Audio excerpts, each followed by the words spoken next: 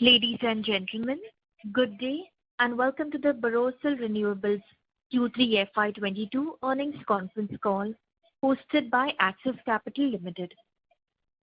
As a reminder, all participant lines will be in the listen-only mode and there will be an opportunity for you to ask questions after the presentation concludes.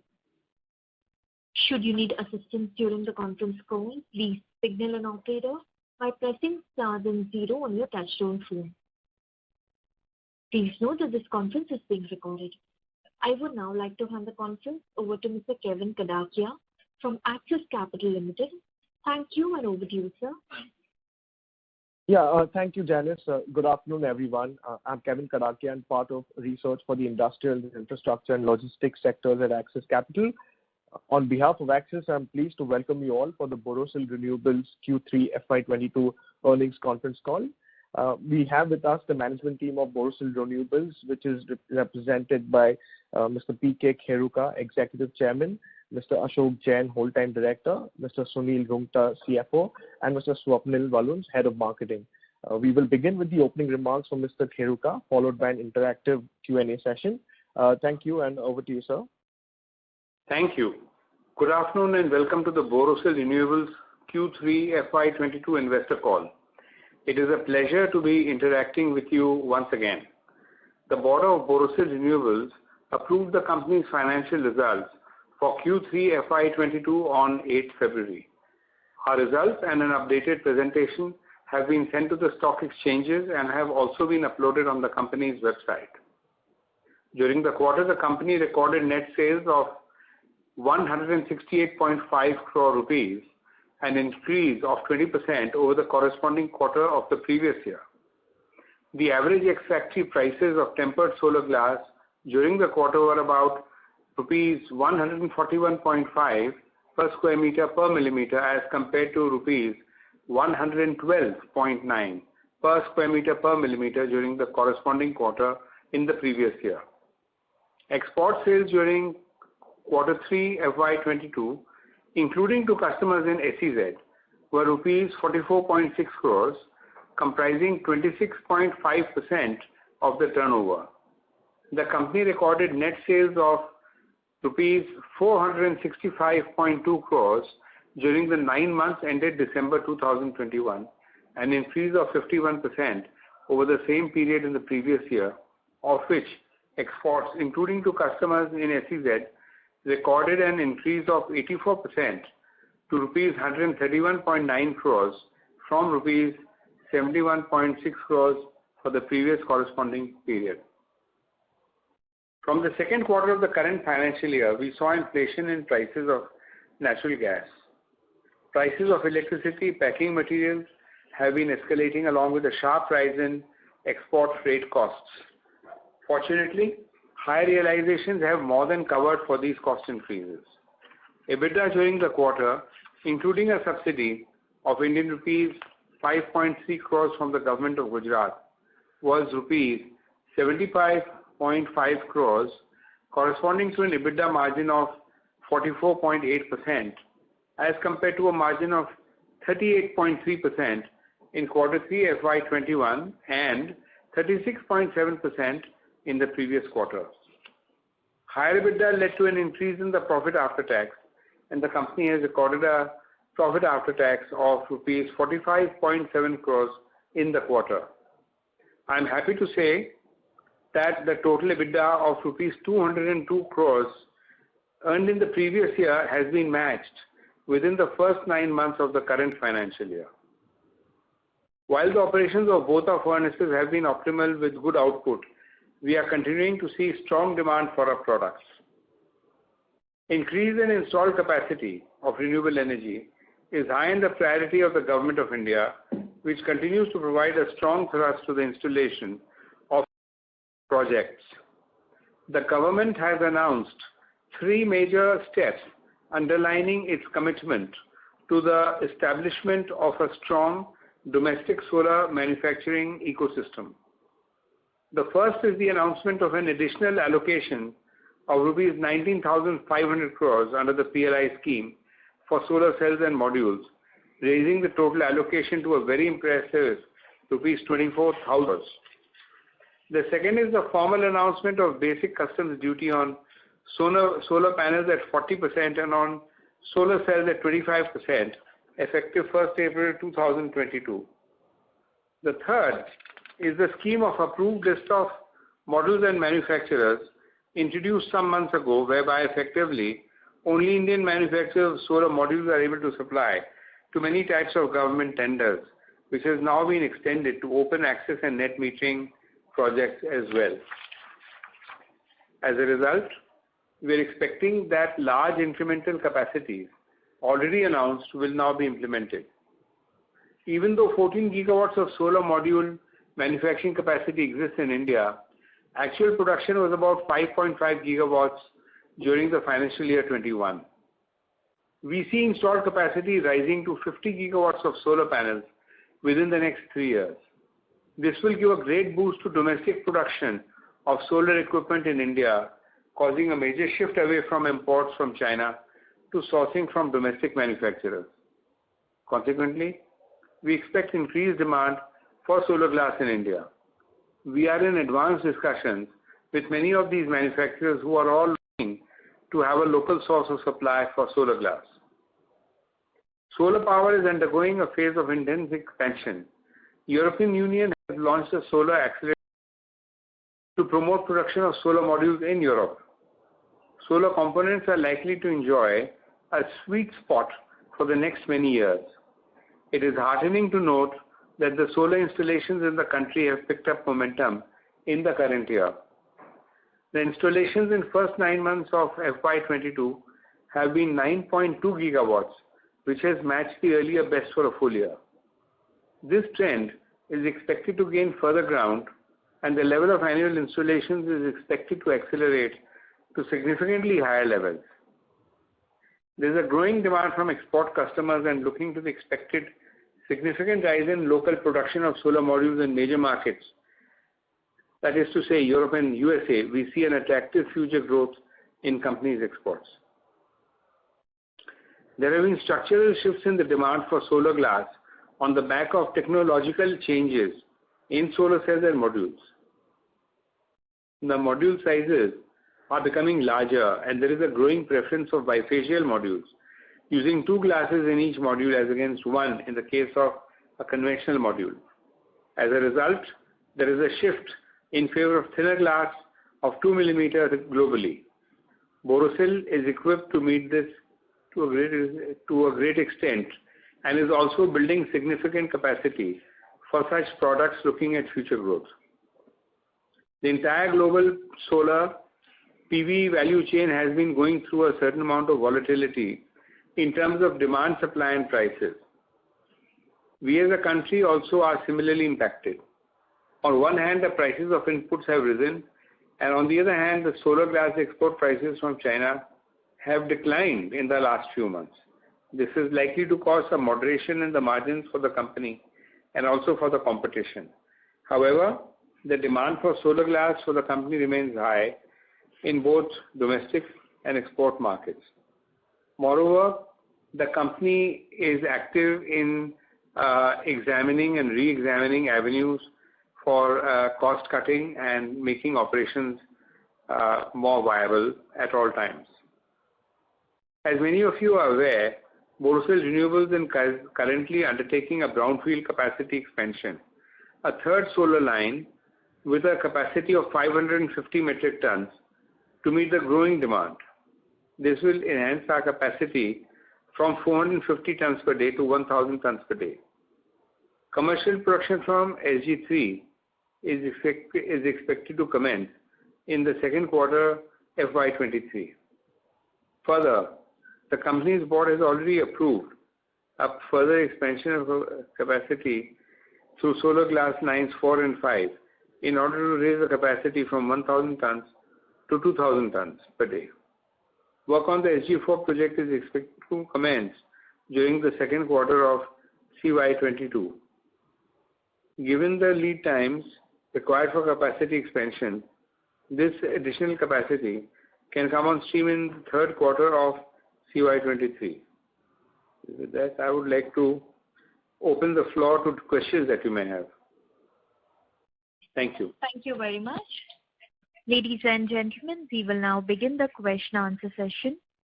Anyone who wishes to ask a question may press star and one on their touchtone telephone. If you wish to remove yourself from the question queue, you may press star and two. Participants are requested to use handsets while asking a question. Ladies and gentlemen, we will wait for a moment while the question queue assembles.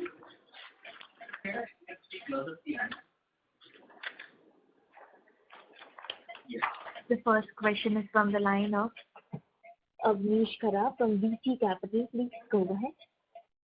Hello. Good afternoon, sir.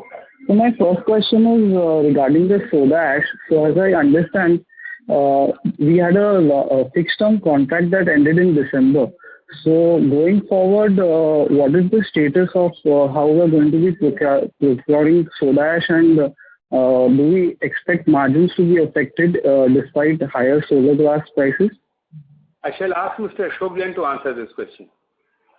Yeah, so soda ash contract which we had, in fact, has spilled over to the current quarter, which is January to March. Certain quantities were balanced out of the earlier contract, and also we had negotiated certain additional volumes at a slightly lower price compared to the current prices.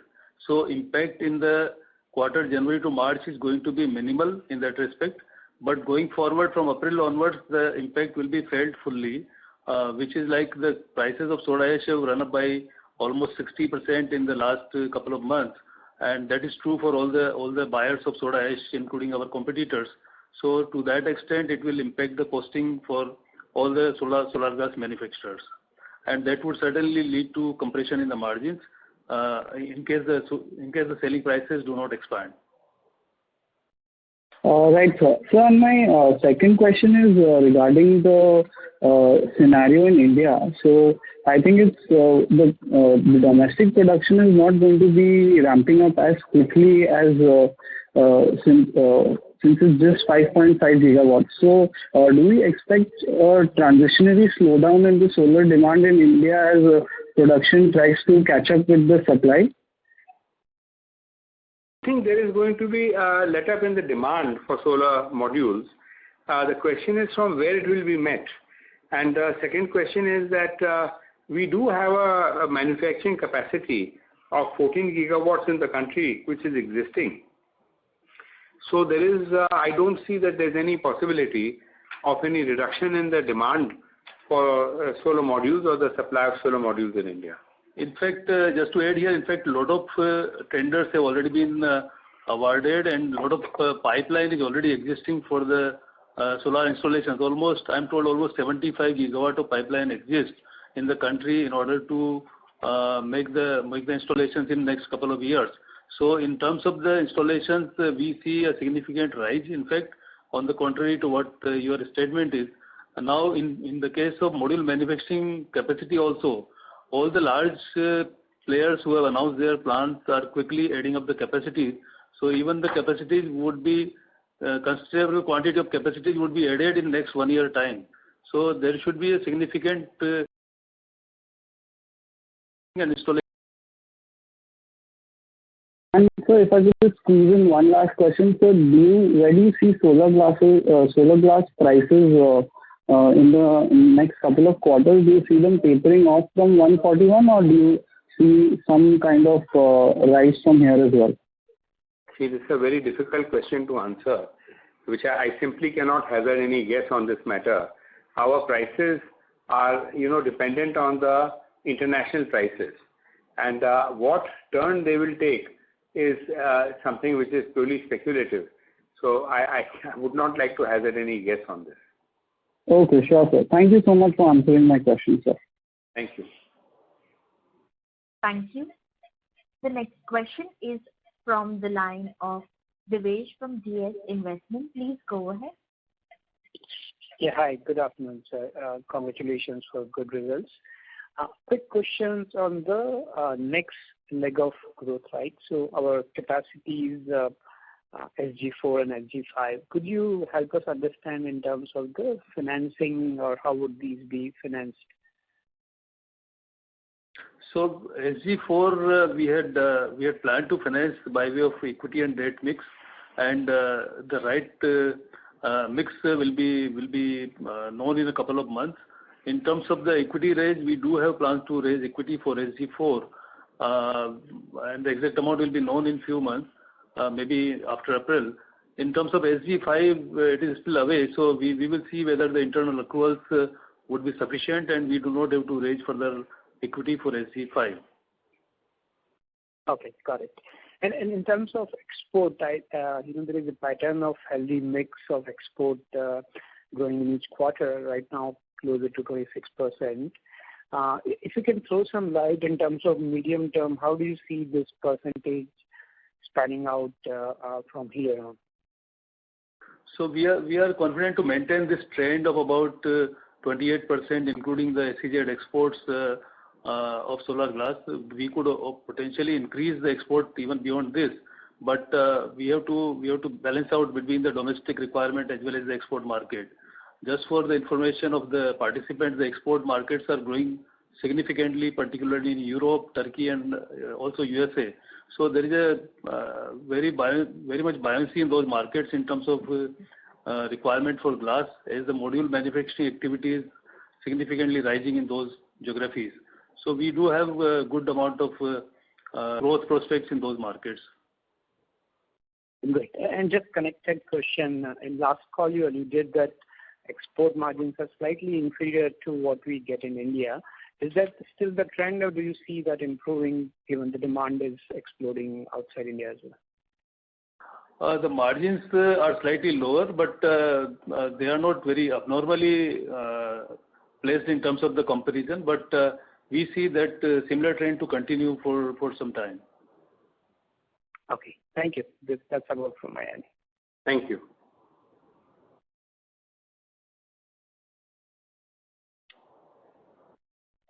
Thank you. The next question is from the line of Jinesh Sanghvi from Jinesh Sanghvi and Company. Please go ahead. Yeah, hi sir. So a couple of things. If you can share the volume numbers this quarter, because if I look at the sequential trend, we have seen the revenue growth of around 5%, wherein the realizations have grown by around 20%. So has there been a dip in terms of volumes this quarter, or is there some slowdown in terms of demand that has been seen in this quarter? If you can throw some light on that. So practically there is no dip in the volume which is significant. In terms of the India's requirement, we have to actually we have to rather exclude a certain amount of sale which is not reached the customers. So there has been reversal of the sales to the tune of about 5 crores or so on cost basis, and that has led to this kind of situation. But on the volume front, we are flat out running full capacity and selling full capacity. As of 31st December 21, actually, if you look at the finished goods stock in the factory, it was virtually zero. So there is no problem from the demand side, and we continue to believe that the entire production can be sold without any difficulties. We actually have only about 35% market share in India, which also means that a lot of demand is available for us to service. We only have a constraint on the production side, which will be addressed after we expand the capacities to some extent. Okay. So basically this 5 crore reversal on the cost side would kind of get accounted in the Q4 numbers. Is that right? Practically, yes, provided there is no such kind of carry forward at the end of March, which generally we would like to avoid, but it all depends on the situation. Yeah. And so last couple of other things. One, if you can share the current realizations of the solar glass prices, which is there, and on the new capacity, how fast can the new capacity ramp up post commissioning? So we already mentioned about the new capacity coming up in the Q2 of FY23, which is July to September 22. So that quarter we'll see the production from current expansion coming up. In terms of the prices, we already said that there have been certain correction in the moderation in the prices. So to what extent exactly it will pan out for the entire quarter, we can't commit anything right now. But there is a small decline in the prices. Okay. Sir, on the ramp up, just wanted to understand, can it be ramped up to 70-80% immediately, or it would take around 5 to 6 months to ramp up and stabilize the capacity? Yeah, so in terms of the production, generally we like to operate the furnace at full capacity more or less. But one can imagine that for initial couple of months, the capacity utilization could be a little lower, 85% or thereabouts. But in a couple of months, one can come to higher capacity. This we already displayed in expansion of SG2, where we could come up to higher capacity immediately in couple of months, 2 months or 3 months. So we like to operate it at optimum capacity. Fine, sir. That was helpful. Thanks a lot, sir.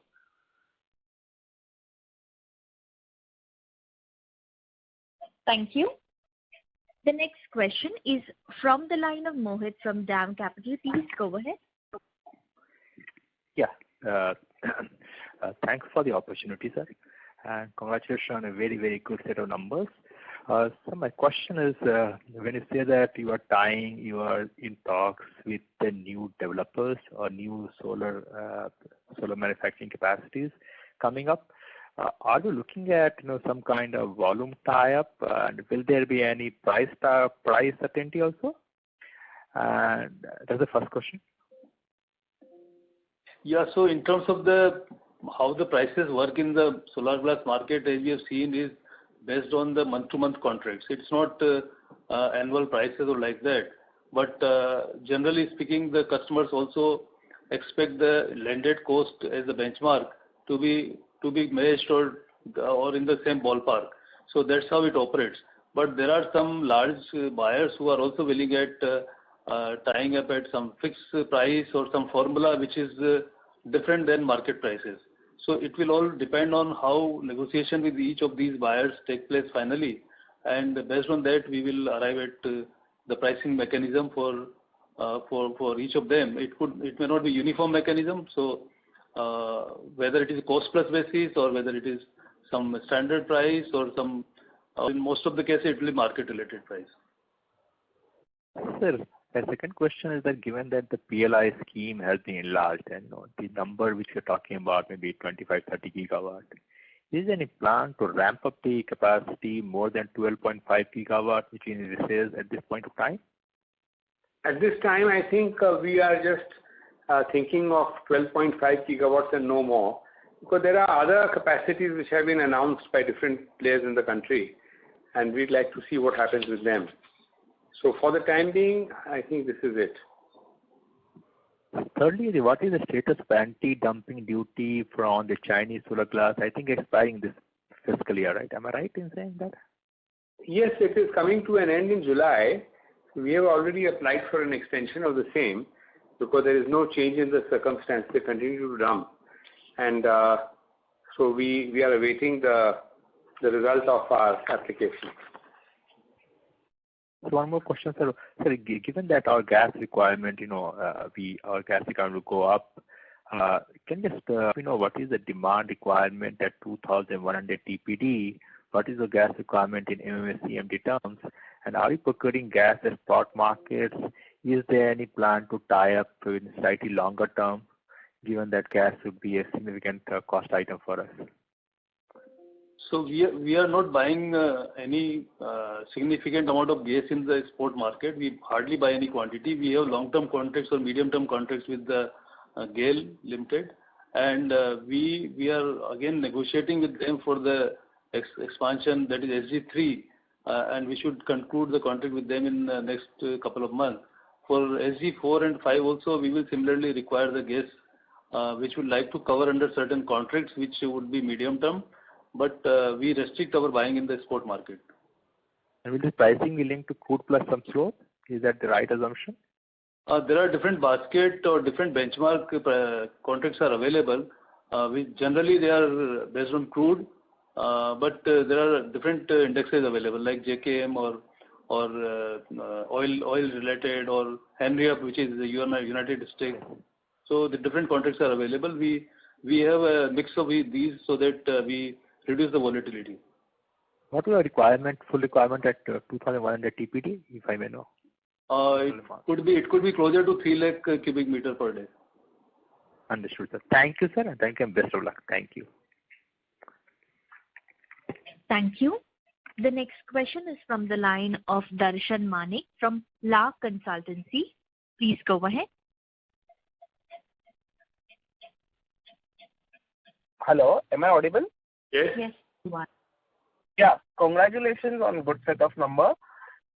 Can you just brief about the EBITDA margins? Every quarter there is huge fluctuation in our margins. What is the specific reason for this? So EBITDA margins are fluctuating largely because of the mainly because of the selling prices. If you really look at the prices in the first quarter of this financial year, we had good prices, good set of numbers.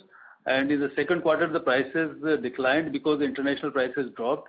So we had to, of course, align the prices to that level.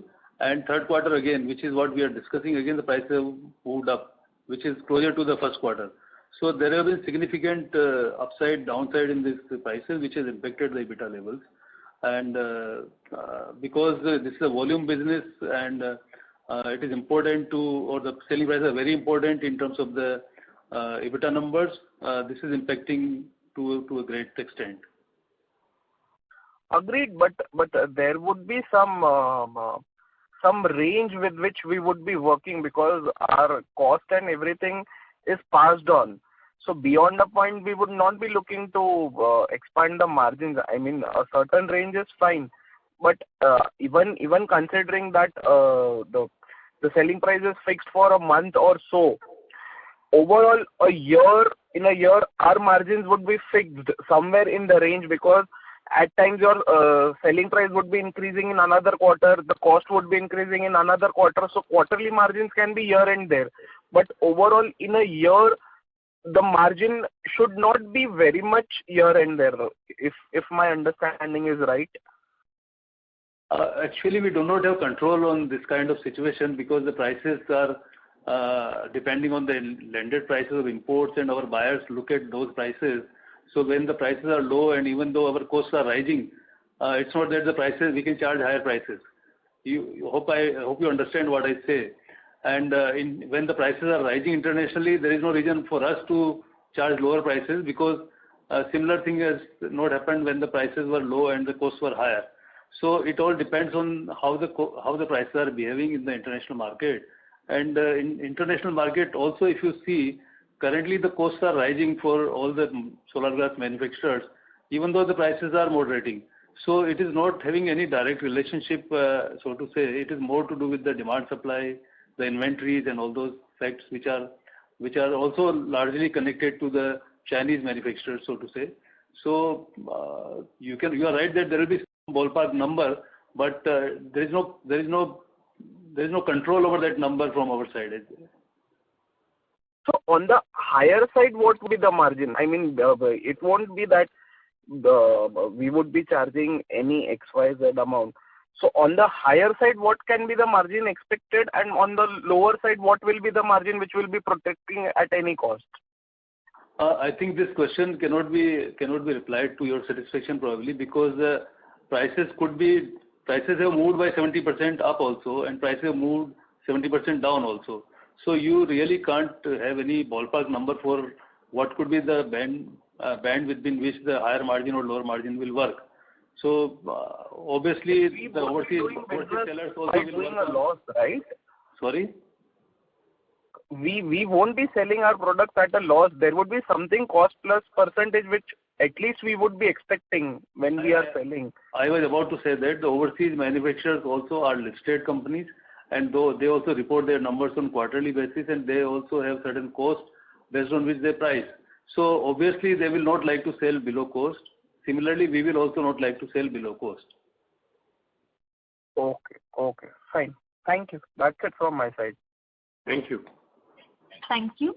Before we take the next question, I would like to remind all participants, if you wish to ask a question, please press star then 1 on your touchtone telephone. The next question is from the line of Sharon, an individual investor. Please go ahead.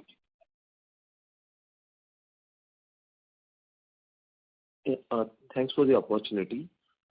Just would like to know, already there is a discussion or news around solar glass recycle. So in terms of that, from that perspective, do you have any plan for that, like in future? Any opportunities for Borosil? At the moment, there is no established process for recycling of solar glass in any significant volume. So far it's a very time-consuming and fastidious process to be followed, because all the plastic parts have to be separated, which are stuck to the glass. So far we are not aware of any proper recycling. Also, the volumes in the country are very, very low. The installations in the country have picked up only last 4 or 5 years. So when the significant volume is there and the year-end life cycle of the modules is over after 25 years or so, the recycling will start at that point in time. So it is still some time away, maybe 15 years away or 10 years away from now, when the recycling will happen in a meaningful way. And by that time, we can expect that some technology of a right economics will come into play, which will be of interest. That time we will think about it. Yeah, having said that, we are keeping our eyes and ears open, and there are certain technologies that we are looking at with interest. Okay, yeah, thanks. And the SG4 and 5 that will be planned in the existing land, right? Those are brown. Yes. And for any, let's say, considering there is a huge plan of government by 2070, now they are talking about everything in renewable energy. So do you have already anything planned for buying more land for additional capacity, or beyond SG5 also, still you have place for additional capacity in the existing land? What is that? I think SG5 would take up the existing land, but we might be able to acquire still more land. But that's really going so far into the future that any speculation is not very meaningful. And also we continue to evaluate whether to continuously expand in the same location, or whether we should also explore any other location in India or elsewhere, in terms of our being, de-risking ourselves from the single location point of view. So we'll keep evaluating all those aspects and take appropriate call. Okay. Last question. Apart from glass in the solar place, any other components or any other technology or what is that, wiper or something, any other technology or product you are planning to come up with in future? In Borosil Renewables Limited, at this moment, there's nothing other than solar glass. Okay. Sure. And sorry for asking one more question. So just would like to know, after the Borosil Limited and the Borosil Renewable restructuring and demerger process, would like to clarify one thing is there directly or indirectly anything still with Borosil Limited, or it's completely a separate and there is no face value relation between both? There is no relation between the two companies, except the promoters are same, and they continue to hold majority. And on the board, the promoters are there. The total management and everything is different. And shareholding wise, there is no close relationship. There are no meaningful related party transactions, so to say. Sure, sir. Thank you very much, sir. Thank you. And all the best for the future. Thank you. Thank you. The next question is from the line of Sameer Gandhi from Greenergy Sustainables. Please go ahead. Am I audible? Yeah. Sir, who will be our top 3 competitors for the manufacturing of the solar glass in India? Second thing, who are the top 5 customers by turnover? Well, the answer to the first question is not possible for us to give, because so far nobody has come up. So first of all, the person has to come up, he has to be established and become a force in the market, then we can say. So that is one thing, and the second thing is confidential information. I'm sorry, we cannot pass that on to you. Okay. Sir, in manufacturing of these glasses, how much percentage of the raw material is imported? And are you facing any issues in procuring that, looking at the logistic problems which we have faced in last 6 months? So bulk of the material is all being sourced domestically.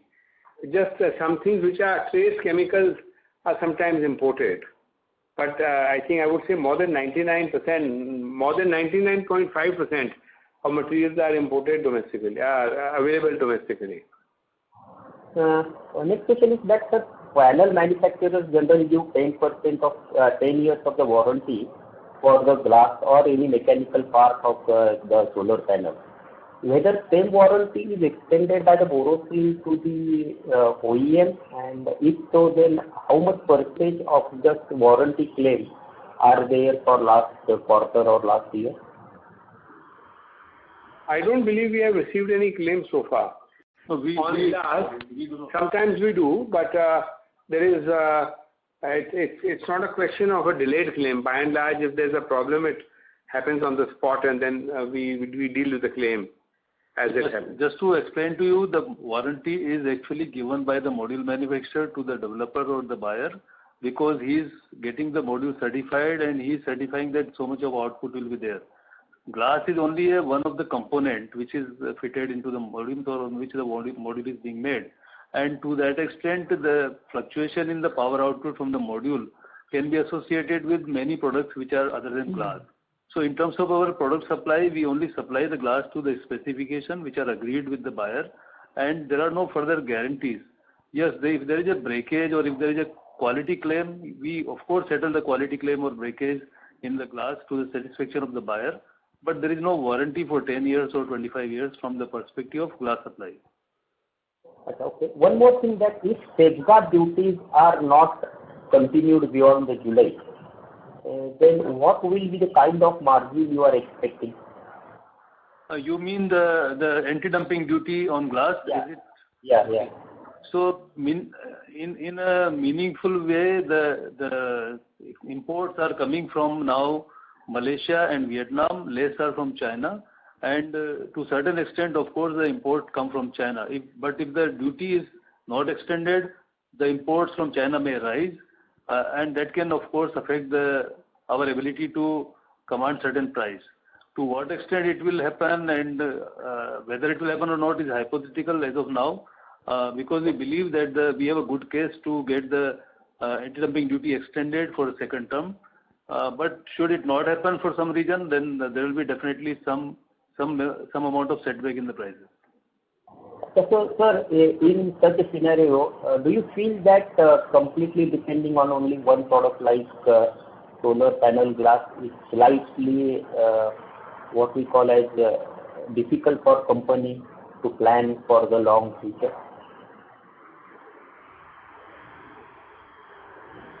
Yeah, we believe that this is a good product where the government is completely focused on solar renewables and solar energy, where the demand is going to rise significantly. And we have been trying to achieve economies of scale by expanding our capacity in order to become more and more competitive. So in terms of innovations, in terms of whether raw material cost or whether energy cost, we have been trying to economize on all fronts so that our costs are under control. So despite all these uncertainties, what you have mentioned about the discontinuance of duty and all, we believe that the margin which we can achieve from this business is quite satisfactory, and that's the reason we continue to remain invested, and we will continue to be investing more money into this business. Sir, in DCR panels, sales and manufacturing is supposed to be in India, and mostly DCR panels are made compulsory, as you said. So whether in DCR panels, glass is also made compulsory to be manufactured in India?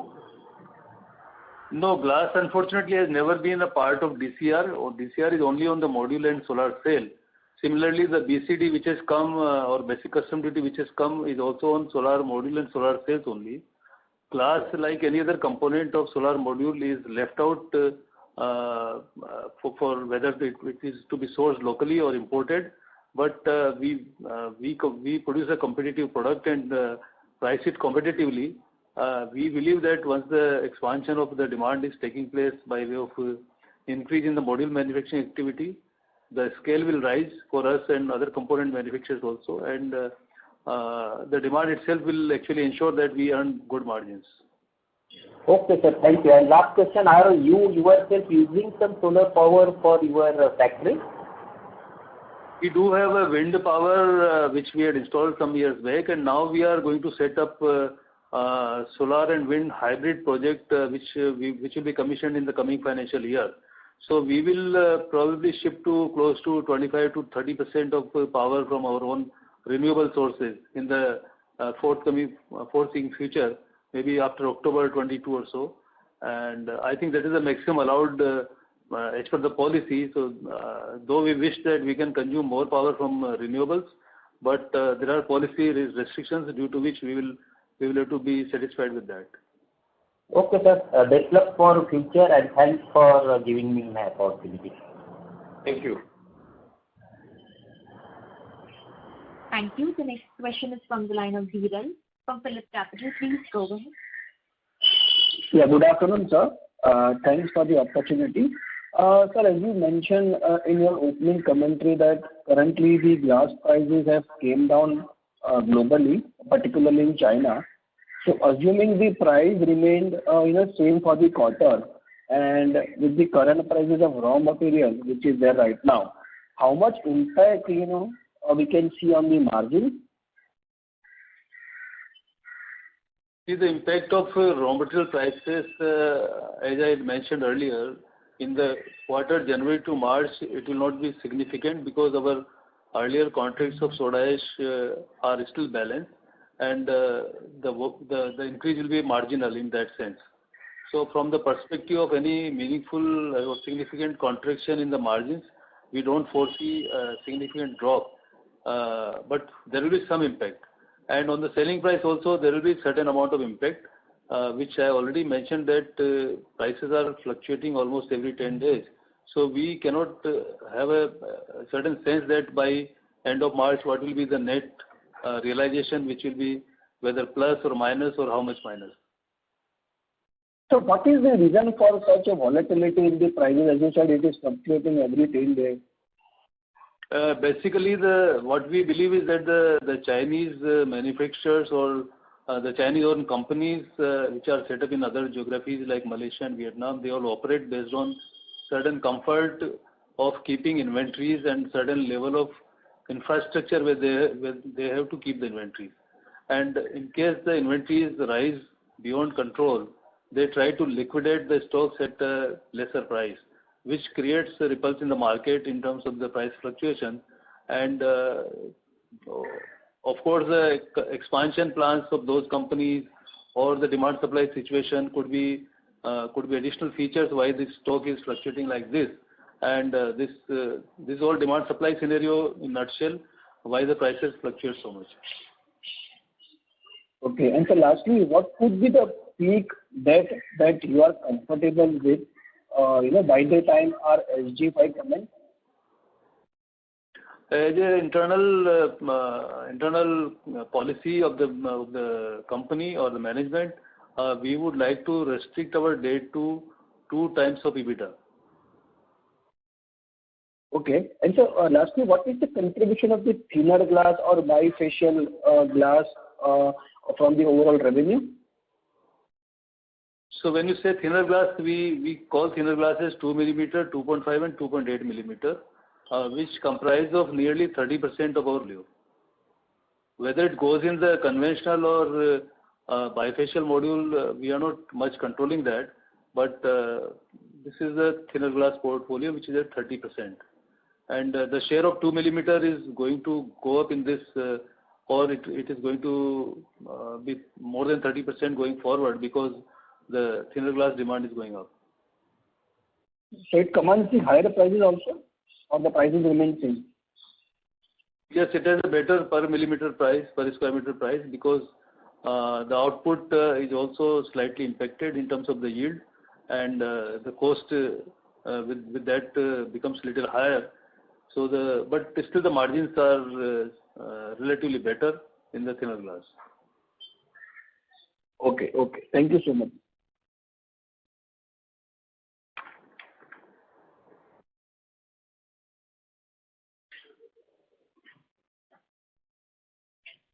Mr. Dhiral, does that answer your question? Yes. Thank you so much. Thank you. The next question is from the line of Divesh from DS Investment. Please go ahead. Yeah, hi. Thank you for the follow-up. Just wanted to get some sense on the cost part, right?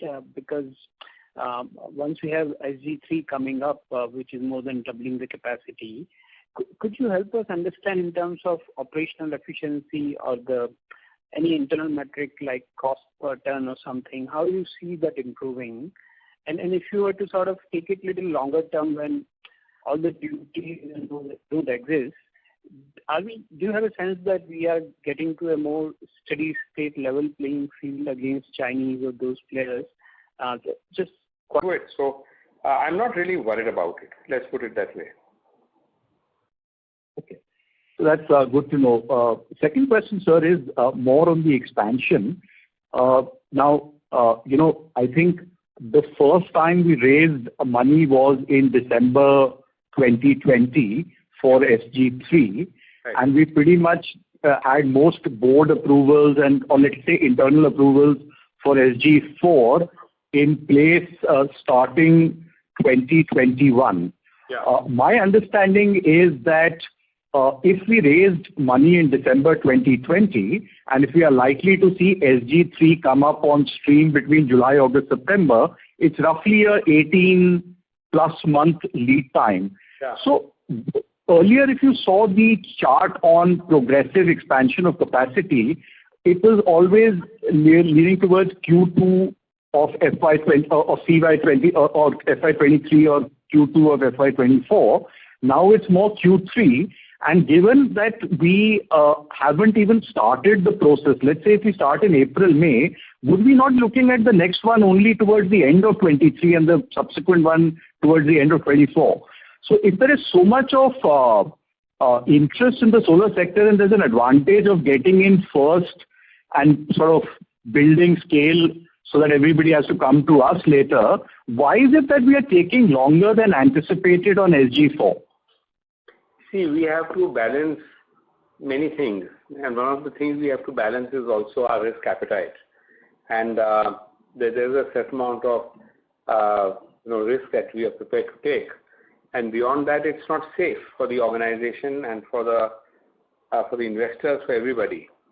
So we measured steps, and I think we are doing well on that. To answer your question about the time that we took, I'd like to say that our second furnace that we did, we had lit the furnace in under 14 months, and that was a remarkable achievement. I don't know if anybody in India has ever done that. The reason we've taken longer on this furnace was it's a completely new furnace. It's much larger than anything that has been done before, and so therefore there's a lot to be done in the design aspects of that thing.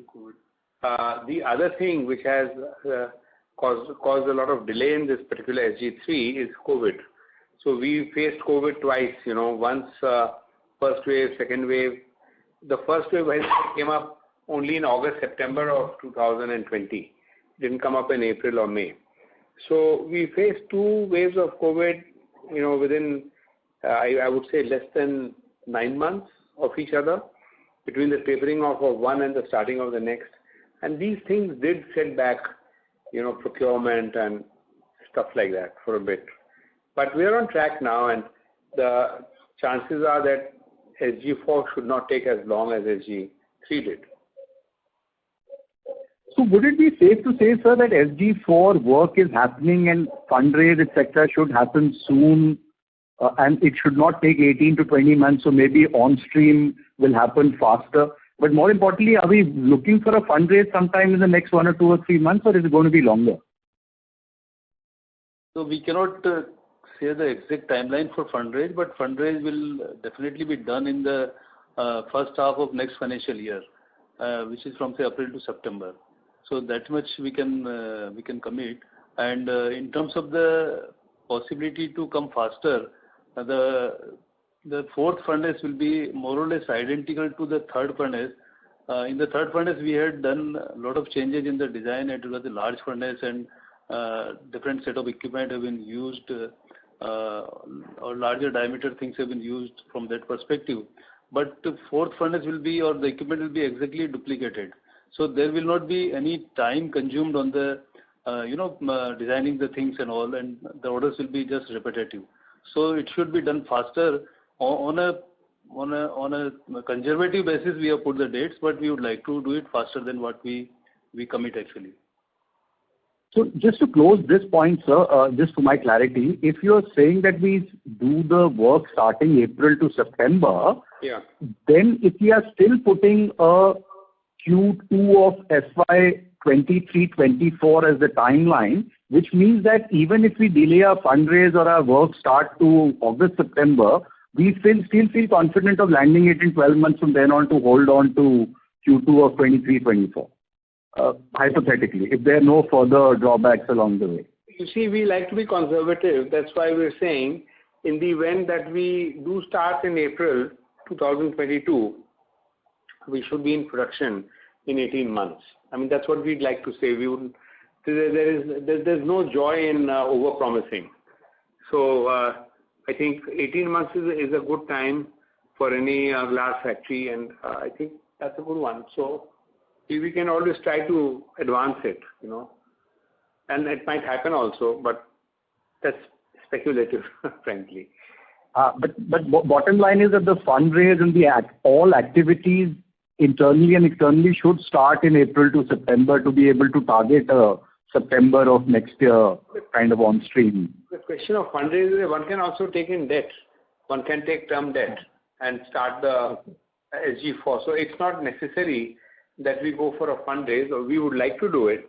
But as I said before, that this is a subject of careful consideration, and we have good advisors for financing, and we take their advice and so on. So that's why we are not able to put the finger on exactly when and in what way we will do this. So it's really speaking open, and the moment we do it, at the moment we decide, we clearly have to go public. That goes without saying. Yeah. But principally speaking, you're working backwards to say that you're still targeting Q2 of FY23-24. So hence, working backwards, by when do you have to take a decision? Correct? I mean, principally speaking, that would make sense. Yeah, you're right. Pradeep, my last question, if I can squeeze one in, and this is the one I love asking you always since you are an absolute expert in this sector. See, currently solar and renewables are still being used largely for power generation, right, or electricity in layman's terms. To me, the application is a lot more. Okay. For example, what role can solar or renewables play in the electrification of vehicles, locomotives? I don't know what else we can do. There would be B2B applications, there would be B2C applications well beyond just electricity. So have we as a company looked at these, and are we seriously evaluating some in prototype stage or in some shape or form to sort of action beyond just electricity? So to answer your question, see, the thing is this, that our specialization is in glass making, okay, and we are making glass now. So what happens here is that we foresee that there would be an opportunity to have small panels for sort of portable solar power. So if you have a mobile phone, maybe you just need a small solar power the size of your laptop or smaller, where you could put it out in the sun and just allow that to charge your phone or your computer. And a lot of mobile power in the sense of, perhaps cooking a small induction heater or something of that sort. Now, we are limited to supplying a small size glass. The actual panel and the other device somebody else would make. So because we are not in that. And therefore I cannot say that we can, whether how people would take it forward. So if smaller sizes, larger sizes, we are ready to give it to them, and then they do what they must with it. So sir, just to understand this well, if for example there is a way to use solar to power automotive, or there is a way to solar to power cooking or solar to power locomotive, and if the application or the apparatus or the module is being developed by someone, we can at least do the prototyping of the glass at our end to be ready to supply to any such use case. Very correct. We can work on the glass that somebody would need for a special application. In fact, people come to us from time to time. We express our interest and then they back off. But the point is that we are ready to work on glass anytime. So for you, it's not a very long process. I mean, you can just quickly prototype it and get into production if required, if there's such a serious... Depends on what the nature of the glass is. I cannot say really what shape, size he wants, etc. Can we have more discussion offline, because this is a call to... For investors. So, respectfully, I would suggest we can talk about this. Qualitative, quantitative, any thoughts would be helpful.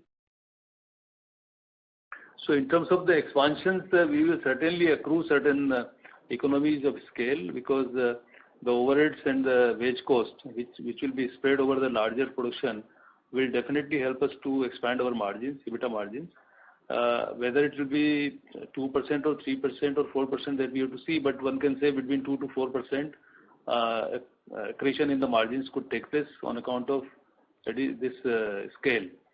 I think one should look at that. And what was your another question? Yeah, so just if you were to zoom out longer term horizon, and I know that this is little hypothetical, but if you're comfortable answering, say these anti-dumping duty and all those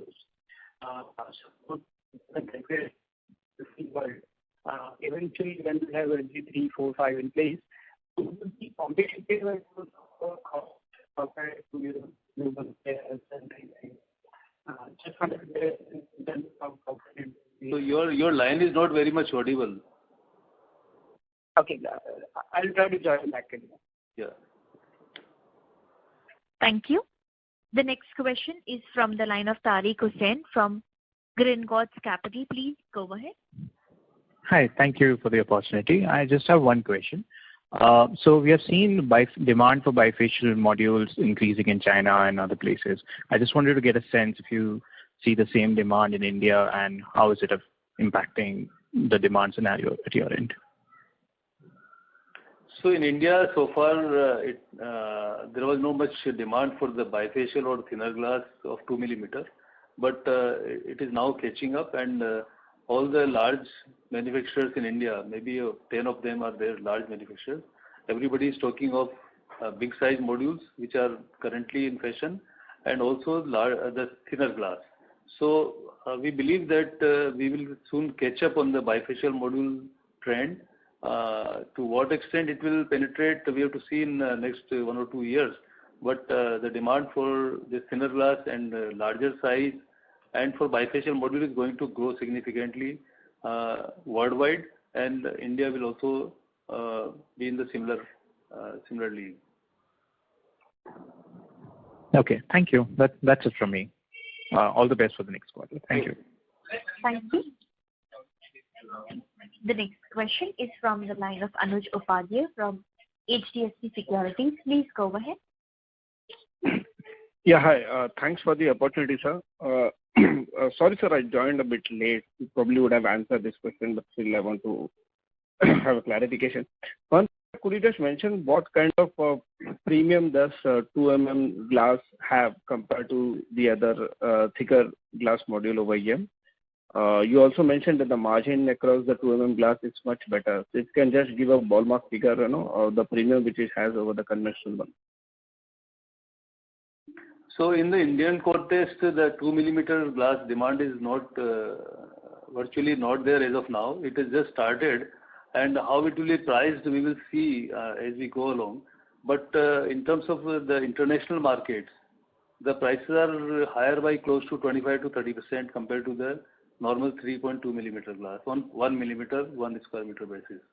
So, and the cost is also higher compared to manufacturing 3.2. So margins margins are better. What exactly is the number? I cannot really talk to you on this line.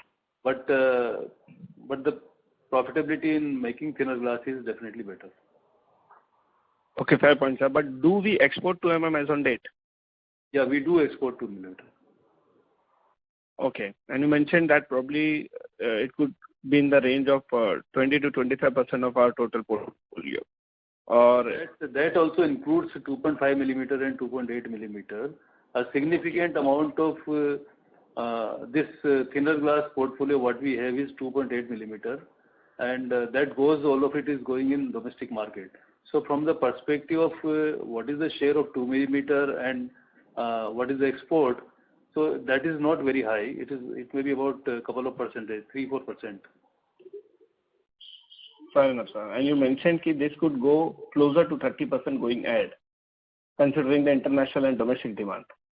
Yes, that's what the projections by various agencies show, that bifacial modules will cross 30% of the overall installation.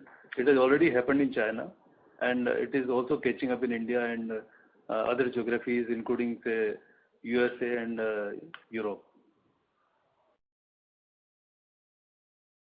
Got it. Got it, sir. And lastly, sir, just a follow-up on the PLI scheme. Now we are seeing, many local manufacturers are now planning to extend their existing capacity, and also many new players who have planned up a huge capacity in the solar manufacturing. So, I mean, can just throw some highlight whether they would be manufacturing the glasses as well, or it's only a particular equipment, that is the wafer cells and modules, is what these guys are targeting. Reason why I'm asking, if they are not venturing into the glass side, that probably would be a much higher beneficiary to this scheme. So just a clarification on this one. So it is entirely at the discretion of each of the manufacturer to set up and integrate do the backward integration to the extent they will like to. But generally speaking, in the Chinese market or other international markets, the glass production has been with a different set of people, and module and cell manufacturing has been with a different set.